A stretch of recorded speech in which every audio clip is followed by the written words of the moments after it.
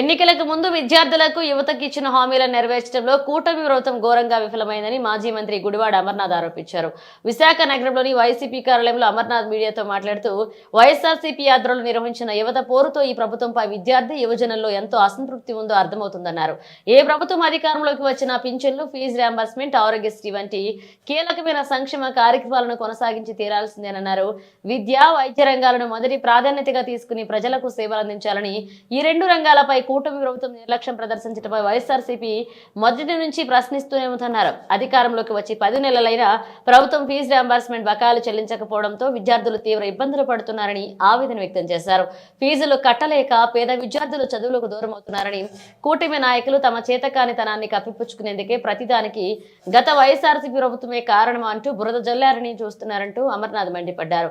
గతేడాది వైసీపీ ప్రభుత్వం దిగిపోయే నాటికి ఒకే త్రైమాసికంకు సంబంధించిన బకాయిలు మాత్రమే ఉన్నాయి.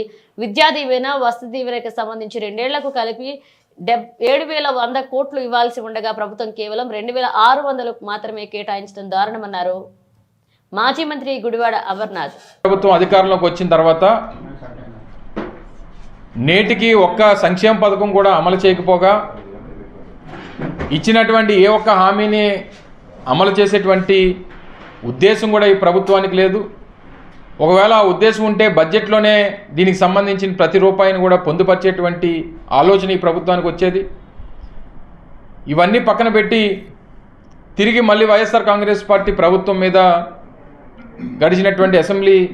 నడుస్తున్నటువంటి అసెంబ్లీ సమావేశాల్లో కూడా ఇంకా వారు అధికారంలోకి వచ్చి 9 నెలలు పూర్తయిపోయినా ఇంకా జగన్మోహన్ రెడ్డి గారి గత పరిపాలన మీద ఇంకా పడేడ్చేటువంటి పరిస్థితులు మనం చూస్తూ ఉన్నాం. అయితే రానటువంటి కాలంలో మరింతగా ప్రభుత్వం మీద ఒత్తిడి తీసుకొని రావాలి. వారి ఎన్నికల్లో ఇచ్చినటువంటి హామీల మీద ఏదైతే వారు ఏ ఆలోచనతో అయితే అధికారంలోకి రావాలని చెప్పి అబద్ధపు హామీలు ఇచ్చారో, ఇచ్చినటువంటి హామీలు నిలబెట్టుకునేటువంటి దిశగా వారి మీద ఒత్తిడి తీసుకొచ్చేటువంటి కార్యక్రమాలు వైఎస్ఆర్ కాంగ్రెస్ పార్టీ చేయబోతూ ఉంది.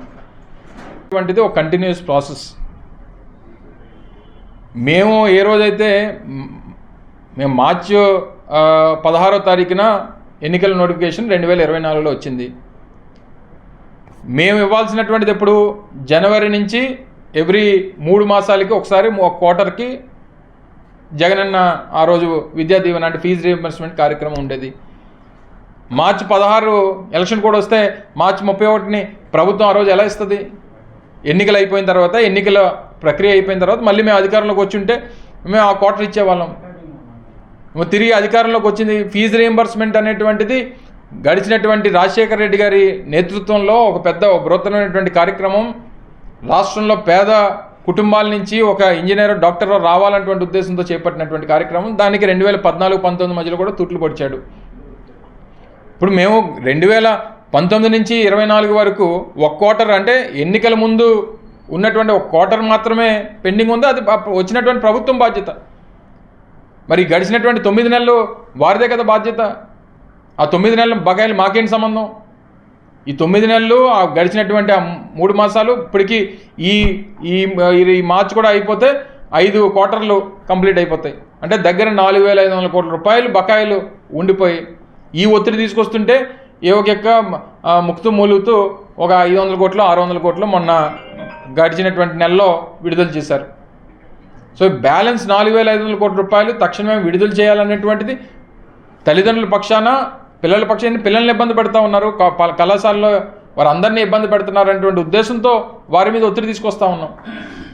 అది వారి బాధ్యత అనేటువంటిది కూడా వారు గుర్తిస్తూ ఉన్నాం. మళ్ళీ ఏంటి ఇదంతా కూడా మళ్ళీ సూపర్ 6లో హామీ కాదు. ఇది కంటిన్యూస్ ప్రాసెస్ లాగా పెన్షన్స్ కానీ, ఫీజు రియంబర్స్మెంట్ కానీ, లేకపోతే ఆరోగ్యశ్రీ కానీ, ఇవన్నీ విద్యా వైద్యం అనేటువంటి టాప్ ప్రయారిటీస్ ఏ గవర్నమెంట్ కన్నా. అది కూడా టేకప్ చేయకపోతే ఎలాగా? మళ్ళీ తిరిగి ఇంకా జగన్మోహన్ రెడ్డి గారే రైట్. నిన్న రాష్ట్ర వ్యాప్తంగా వైఎస్ఆర్ కాంగ్రెస్ పార్టీ రాష్ట్ర అధ్యక్షుడు జగన్మోహన్ రెడ్డి గారు ఇచ్చినటువంటి పిలుపు మేరకు యువత పోరు కార్యక్రమాన్ని 26 జిల్లాల్లో కూడా పెద్ద ఎత్తున నిర్వహించాలని చెప్పి నాయకుడు జగన్మోహన్ రెడ్డి గారు ఇచ్చినటువంటి ఆదేశాల మేరకు విజయవంతంగా నిన్న రాష్ట్ర వ్యాప్తంగా ఉన్నటువంటి 26 జిల్లా కేంద్రాల్లో కూడా పెద్ద ఎత్తున యువత, విద్యార్థులు, వారి తల్లిదండ్రులు, వైఎస్ఆర్ కాంగ్రెస్ పార్టీ నాయకులు, కార్యకర్తలు అందరూ కూడా అన్ని జిల్లాల్లో కూడా వేలాదిగా తరలి వచ్చి ప్రభుత్వం మీద ఒత్తిడి తీసుకొచ్చేటువంటి కార్యక్రమాన్ని నిన్న నిర్వహించడం, ఎన్నికల్లో ప్రధానమైనటువంటి హామీగా ఉన్నటువంటి నిరుద్యోగ భృతి ప్రతి నెల రాష్ట్రంలో ఉన్నటువంటి 20 లక్షల మంది నిరుద్యోగస్తులకి 3,000 రూపాయలు చొప్పున ప్రతి నెల ఇస్తామని చెప్పి ఇచ్చినటువంటి హామీ గాలికి వదిలేసి గడిచినటువంటి బడ్జెట్లో 1 రూపాయి కూడా వారికి కేటాయించినటువంటి పరిస్థితులు లేవు. మొన్న పెట్టినటువంటి బడ్జెట్లో కూడా నిరుద్యోగ భృతికి సంవత్సరానికి 7,200 కోట్ల రూపాయలు పెట్టాల్సినటువంటి బడ్జెట్లో 1 రూపాయి కేటాయించకపోవడం, ఇది ప్రధానమైనటువంటి అంశంగా యువత తరపున. అలాగే 4,500 కోట్ల రూపాయలు ఫీజు రీయింబర్స్మెంట్కి సంబంధించి, అలాగే వసతి దీవెనకి సంబంధించి 4,500 కోట్ల రూపాయలు బకాయిలు పెట్టినటువంటి వారి పక్షాన, విద్యార్థులు, వారి తల్లిదండ్రుల పక్షాన. అలాగే రాష్ట్రంలో జగన్మోహన్ రెడ్డి గారి నేతృత్వంలో 17 మెడికల్ కాలేజీలు నూతనంగా నిర్మించాలని, 17 మెడికల్ కాలేజీలకు సంబంధించి పూర్తి స్థాయిలో 5 మెడికల్ కాలేజీలని పూర్తి చేసి తీసుకొచ్చేటువంటి కార్యక్రమాలు వైఎస్ఆర్ కాంగ్రెస్ పార్టీ చేయబోతా ఉంది. నిన్న పెద్ద ఎత్తున రాష్ట్ర వ్యాప్తంగా వచ్చినటువంటి పిలుపు మేరకు జరిగినటువంటి కార్యక్రమాలు మీరు కూడా విశాఖపట్నంలో చూశారు, మిగిలిన జిల్లాల్లో చూశారు. పెద్ద ఎత్తున ప్రజలు ఏ రకంగా వచ్చారో, వారి తాలూకా బాధని, ఏ రకంగా మేము మోసపోయాం, గడిచినటువంటి ఎన్నికల్లో కూటమి ఇచ్చినటువంటి హామీలను నమ్మి మోసపోయాం అనేటువంటి పరిస్థితులు కూడా మనం చూసాం. అయితే రానటువంటి కాలంలో ఇంకా మరిన్ని అంశాలు, ఎందుకంటే సూపర్ 6లో అనేక హామీలు ఇచ్చారు, నేటికి ఒక కార్యక్రమాన్ని కూడా అమలు చేసేటువంటి ఉద్దేశం ప్రభుత్వానికి లేదు. ప్రభుత్వం మీద ఒత్తిడి తీసుకొచ్చేటువంటి బాధ్యత ప్రతిపక్షంగా వైఎస్ఆర్ కాంగ్రెస్ పార్టీ తీసుకోవాలి. జగన్మోహన్ రెడ్డి గారి నేతృత్వంలో ప్రజలు ఏదైతే మేము ఆ రోజు ఓటమి పాలైన తర్వాత జగన్మోహన్ రెడ్డి గారు ఆ రోజు ప్రజలను ఉద్దేశించి మాట్లాడినప్పుడు చెప్పారు, వైఎస్ఆర్ కాంగ్రెస్ పార్టీ ఈ రాష్ట్రంలో ఉన్నటువంటి పేదల పక్షాన, బడుగు బలహీన వర్గాల పక్షాన, రాష్ట్రంలో ఉన్నటువంటి అన్ని ప్రాంతాల పక్షాన వాయిస్ ఆఫ్ ద వాయిస్లెస్గా వైఎస్ఆర్ కాంగ్రెస్ పార్టీ నిలబడుతుంది, ప్రభుత్వం మీద ఒత్తిడి తీసుకొస్తుంది, వారు ఇచ్చినటువంటి ప్రతి హామీని నిలబెట్టుకునేటువంటి దిశగా వారి మీద ఒత్తిడి తీసుకొస్తామని చెప్పి ఏదైతే జగన్మోహన్ రెడ్డి గారు చెప్పారో దానికి కట్టుబడి గతంలో రైతులు పోరు చేశాం. తర్వాత పెరిగినటువంటి విద్యుత్ ఛార్జీల మీద ప్రజల పక్షాన పోరాటం చేశాం. నిన్న యువత పక్షాన పోరాటం చేశాం.